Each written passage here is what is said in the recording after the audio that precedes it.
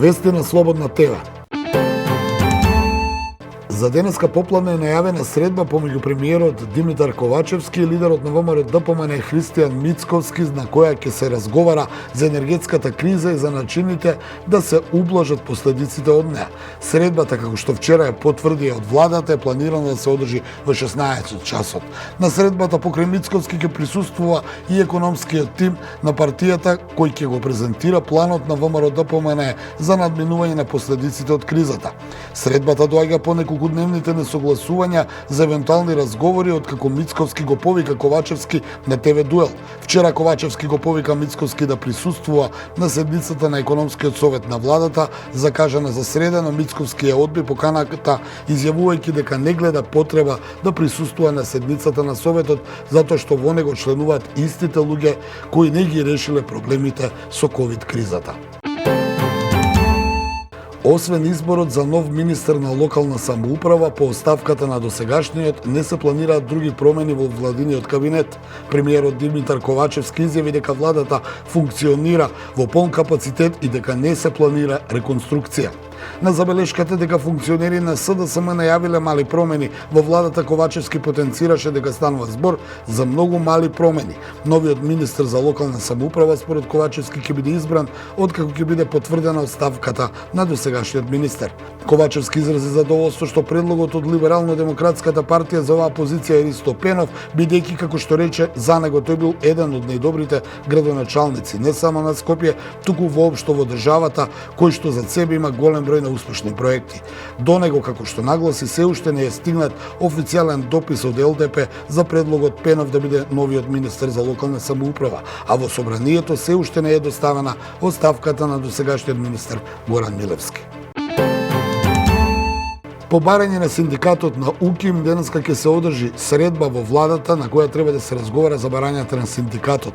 Подпишувањето колективен договор на ниво на работодавач, зголемување на платите на вработените и подобрување на статусот на УКИМ во општеството се барањата на синдикатот на УКИМ до владата. Премиерот Димитар Ковачевски вчера изјави дека очекува отворени разговори со синдикатот на Универзитетот Свети Кирил и Методи во однос на зголемувањето на платите на професорите. Тој информираше дека веќе е предвидено зголемување на платите во високообразовните институции за 7 до 8% за оваа година. Породечниот бугарски премиер Бојко Борисов се соочува со тешкоти за формирање коалиција, објави Financial Times коментирајќи ги резултатите од изборите во Бугарија одржани во неделата. Изданието наведува дека централно десничарската партија ГЕРБ на поранешниот премиер Борисов е во водство на четвртите парламентарни избори во Бугарија во последната година и половина, но партијата не успева да го освои потребното мнозинство за формирање владина коалиција во најсиромашната држава во Европската унија. Изданието наведува кои партии влегуваат во парламентот и колку проценти добиваат ГЕРБ и второпласираната партија предложување на промените на поранешниот премиер Кирил Петков. Весникот додава дека партијата на Петков и другите водечки политички сили ја отфрлаат можноста за коалицирањето со ГЕРБ, што ги зголемува шансите за организирање нови избори во блиска иднина.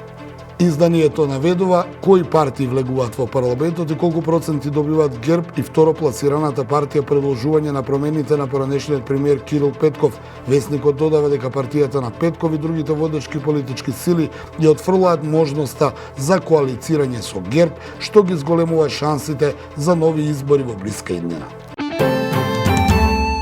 Северна Кореја денеска лансирала нова балистичка ракета што го прелета јапонското копно, соопштија властите во Токио, кои за прв пат по 5 години издадоа наредба за евакуација на граѓаните. До граѓаните на островот Хокаидо биле испратени предупредувања да се засолнат доколку ракетата го прелета јапонското копно пред да заврши во водите на Тихиот океан. Токио соопшти дека не биле преземени одбранбени мерки за уништувањето на ракетата, прва која прелетува над јапонските острови од 2017 година. Главниот штаб на јужнокорејската армија пак објави дека станува збор за хиперсонична ракета со среден дострел. Американскиот претседател Џозеф Бајден објави дека има намера да се кандидира за втор претседателски мандат во 2024 година, објави NBC.